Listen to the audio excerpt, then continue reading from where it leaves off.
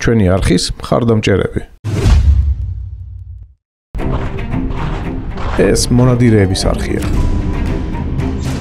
მე მარლენი ვარ. ამ არხის ავტორი და წამყვანი. მონადირობს სადაც დაშვებულია ყველგან და ყველაფერზე, კანონის ფარგლებში.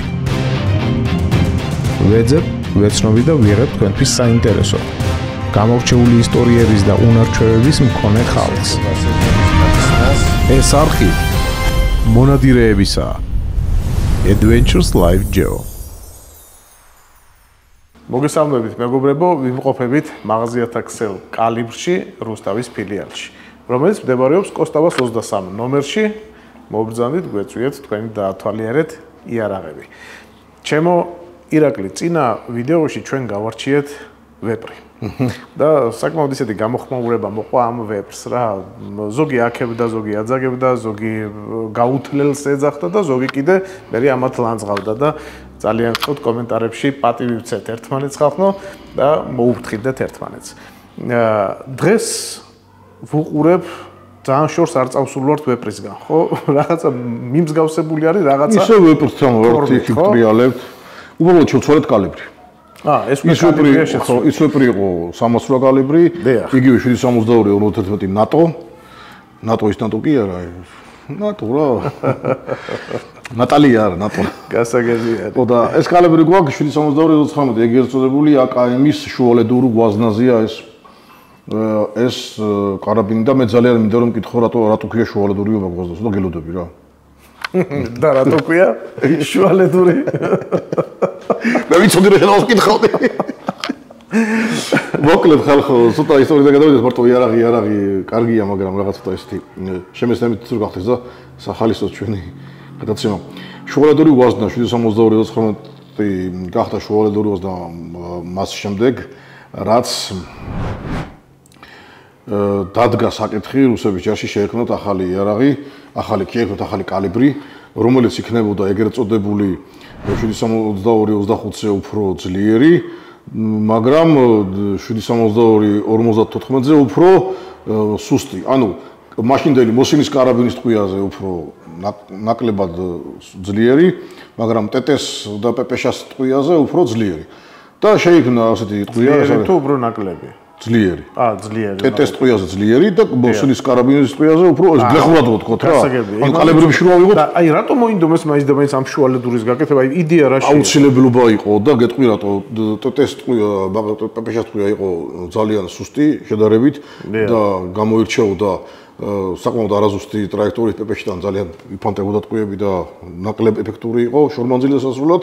კარაბინის ტყვია იყო ძალიან კარგი, მძიმე შორს ისროდა, მაგრამ ხარჯი ძვირი იყო ამ ტყვიების წარმოებისა პირველი, მე იყო ესეთი ძლიერი ტყვია, რომ ამ ტყვიაზე მაშინ გეუნები, ავტომატური იარაღის წარმოება პრობლემური იყო. ეხლა არ არის პრობლემა იქნება, იმიტომ რომ შეიცვალა ზენთები, შეიცვალა ტექნოლოგია, წავიდა წინ და უკვე აღარ წარმოადგენს პრობლემას, მაგრამ მაშინ ასე ძლიერ ვაზნაზე ავტომატური მექანიზმის იარაღის შექმნა, რომელიც იმუშავებდა შეუფერხებლად, ცოტა არ იყოს პრობლემური იყო. ან გამოდიოდა დიდი ესეთი იარაღები, მაგალითად როგორც იყო მაქსიმის ტყვიამფრქვევი, იგივე PPD დექტიეროვის ტყვიამფრქვევი, იგივე ტყვიამფრქვევები ზოგადად, რომელსაც ინდივიდუალურად ერთი ჯარისკაცი ვერ მოიხმარდა, ორი კაცი სჭირდებოდა. აქ იდეა იყო შეექმნათ ერთი იარაღი, ერთი ჯარისკაცისთვის, ანუ ამ შემთხვევაში ავტომატი, რომელიც აღიჭირებოდა თითოეული ჯარისკაცი და ექნებოდა ამ ჯარისკაცს ზუსტად ისეთივე ძლიერი სასეცხრე პოზიციები და სასეცხრე, ასე ვთქვათ, შემტევი უნარი, როგორც ტყვიამფრქვევს. მოითხოვა ზუსტად ამ კალიბრის შექმნა. შეიქმნა პირველად ეს ტყვია 762-39-ზე. კარგად ვიცით AKM-ის, ეგრეთ წოდებული AKM-ის ტყვია და კარგი ხანს ეს ტყვია გასაიდუმლოებული და ზუსტად ამ ტყვიაზე შეიქმნა კალაშნიკოვის, ეგრეთ წოდებული კალაშნიკოვის პირველი მოდელები, AKM-ები, მაგრამ გადის დრო და დადგა მაშინდელი მთავრობა და გენერალიტეტი იმ რეალობის წინაშე, რომ ეს კალიბრი უნდა შეემცირებინათ და გადასულიყვნენ 5.55 კალიბრზე. მოგეხსენებათ, რომ სტოუნერმა შექმნა M16 და იყო 5.56 კალიბრზე. რუსეთის შეერაღებაში იყო 762 კალიბრი, ანუ კალიბრით ჯობდა, მაგრამ შორსროლაში და ზუსტროლაში ვერ დაუდგებოდა აკაიმი სტოუნერს M16 მიუხედავად იმისა, რომ გამძლეობაში ბევრად ჯობდა.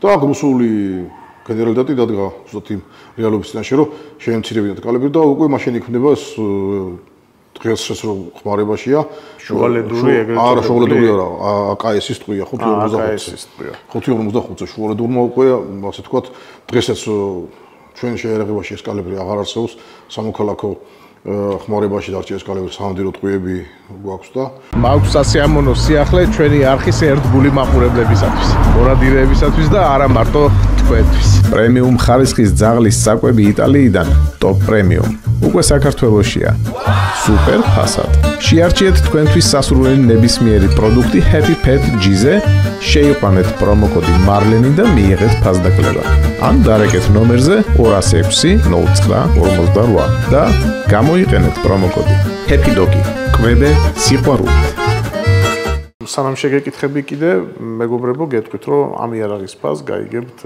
გადაცემის ბოლოში ოღონდ ამას ვიტყვით უკვე აღწერაში არ იქნება როგორც ეს წინა ვიდეოში იყო იმიტომ რომ მოყვება ამ იარაღს ეს ფასი ხო რა მინდა შეგეკითხო წინა მოდელი ვეპრისა იყო ხეში შესრულებული ეს არის პლასტიკატში ნაწილობრივ პლასტიკატში და ნუ დანარჩენი ის კოლოფი რომელიც ეგრეთ წოდებული ერთი თლიანი სხეული არ არის შესრულებულია მეტალში თლიანობაში ამ იარაღის წონა ხო არ გახსოვს? ის იყო 4 კილოგრამი ვიცი და ეს ალბათ ცოტა მძიმე უბრალოდ. იმიტომ რომ წინ ვუყურებ რაღაცა სერიოზული აგრეგატი აქვს კიდე მობმული ამასთან. სოშკები გეტყობ სოშკები და იხსნება ეს სოშკები? ხო კი შეიძლება რომ ანუ შეიძლება რომ მოაშოროთ. ჩავერიოთ და მოუხსნათ ხო კი ესეთი. ჭირდება რომ ეს სოშკები. აი ახლა უყურე უბრალოდ მაგის გამოხილება აი რატო უნდა შეექმნათ უბრალოდ იარაღი და გამოუშვათ სამოქალაქო წარმოებაში.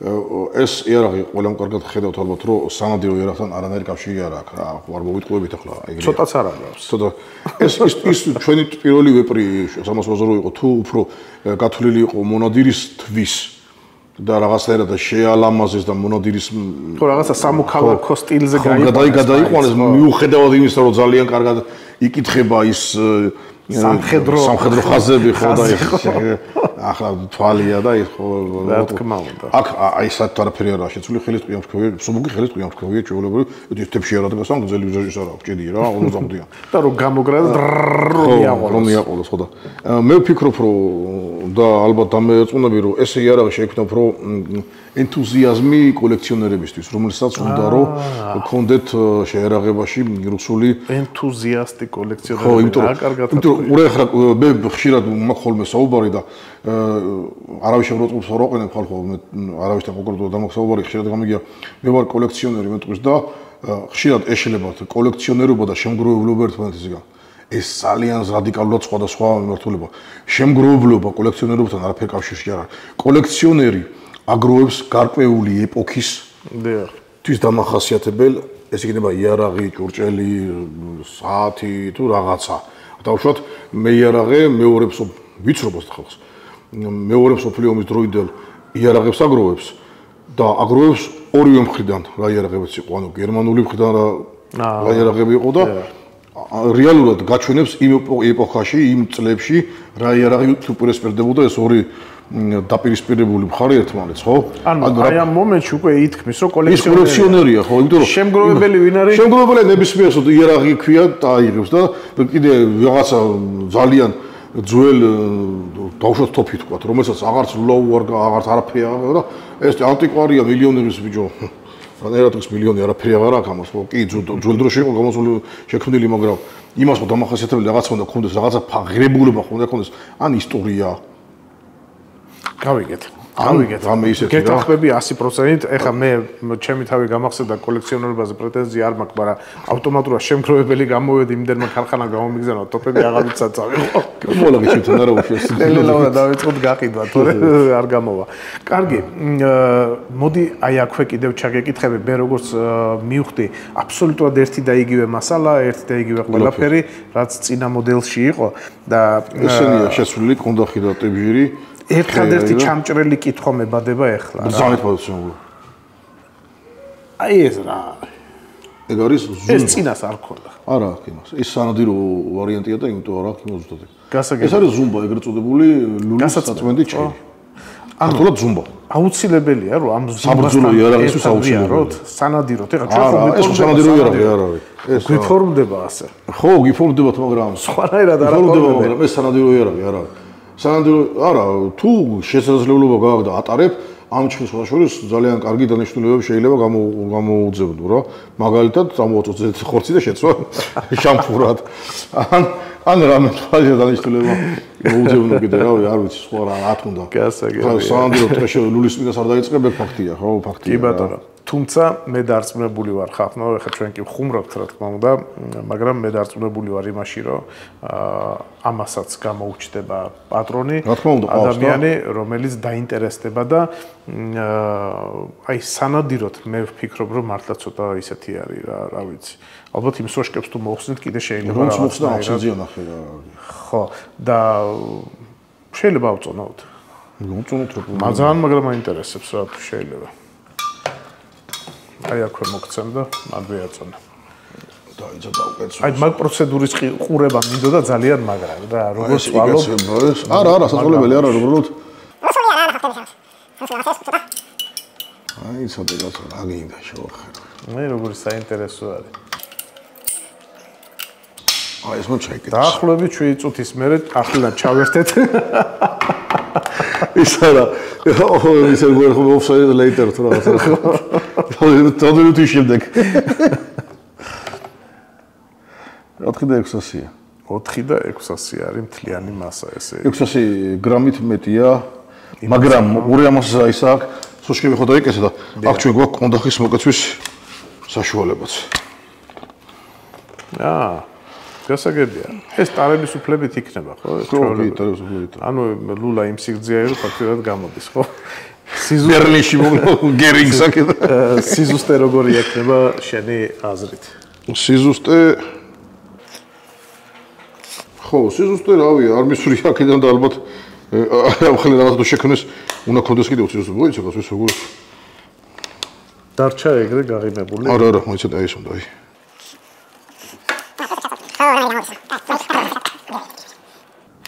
ზამთრის ტკინოულია. კარგი.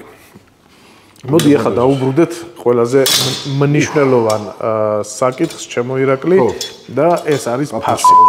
რა ნუ აფუჭებ ვიდეოს ბიჭო. მოდი დაუბრუნდეთ.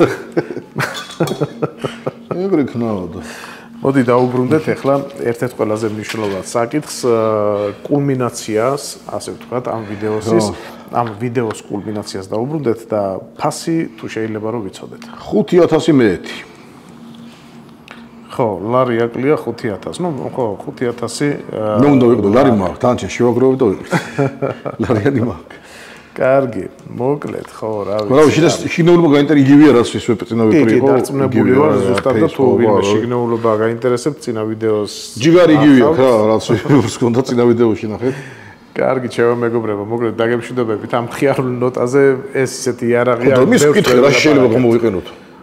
არა ინტერესებს ხო საშილე იყიდე კაცო და რა უნდა უკრას ამ იარაღს. კი რაღამარ დავამთავრე ვიდეო. აბა მითხარი. უნდა იტანოს სხვენში სანტრედან გამოყოს, ცალკე დააყენოს შორს დაჩარუგა კარგი შორს როლელი და იქიდან დონგ გონგს უნდა ურახო. გონგზე შეიძლება ვარ. გაერთოს როლაში ხო რა ამაში აშ გამოიყენებს ყოჩი რავი არა. გასაგებია. თუმცა კოლექციონერი ამას გამოუნახავს. ხო, კოლექციონერსაც რო ის კოლექციონერი რეგიონს იყრიზადებს. ისიც ისრიან ხო კოლექციონერები. კოლექციონერები ისვრით ხოლმე შეგვეხმიანეთ. კი, რამდენი ხართ მაინტერესებს და კარგი. ნახვამდის ჩემო მეგობრებო, ძალიან გთხოვთ გამოიწერეთ არხი თუ საერთოდ ინტერესდებით ამ იარაღების თემით და რა ვიცი, მომძაეთ მაღაზიაში. ხო, მალე ისაში თვალით იხილეთ ხოლმე. შეიძლება ვთქვა, მალე ჩემი არხის გამოსასყლდება ვაპირებ გამოსასყლება. ხო, ვაპირებ, ამდენი ხანია ვაპირებ და 500 რაღაცა გამომწერი ვყავს, მაგრამ კარგი იქნება თუ აქედან გადალაგდებით პარალელურად იქ და იქაც ვიმეგობროთ და რავი, იქ ისეთ სეკრეტებს გეტყვით, სადაც ამ არხსაც არ ვამბობ. ფული გადაიხადე რომ იქ გადაგიყვანა ხალხი კლიენტურა მოკლედ არც ხია ჰანტერ ფრედი მე მარლენ ჩასავს იქ ჰანტერ ფრედი პირდაპირ აკრიფოთერაკიფოთხაიზე და იქ ვიდეოები 70-ამდე ვიდეო ფრედი მეუთითოთ იმაში რა ქვია დაბლა აღწერაში იქნება ვიდეოს აღწერაში რომ პირდაპირ ამოაკოპიროთ და ჩასვათ რომ არ შეგეშალოთ აკრეფაში რა კარგი ძალიან გამიხარდება თუ ხო კარგი კარგი თქვი რა გამიხარდება თუ გამოიწერენ ჩემს და რაღაც სტიმულს მომცემენ რომ ამუშაო ის კიდე რა და კი გამოიწერენ დარწმუნებული ვარ იმიტომ რომ დარწმუნებული ვარ იმაში რომ ყველაფერს ამ არხზე ეს კაცი არ მოგიყვებათ და იმ არხს პერსპექტივა აქვს ხეზე ასულა მაინც სხვა რამეა კარგად იყავით პროევით გამოდით ლუბოი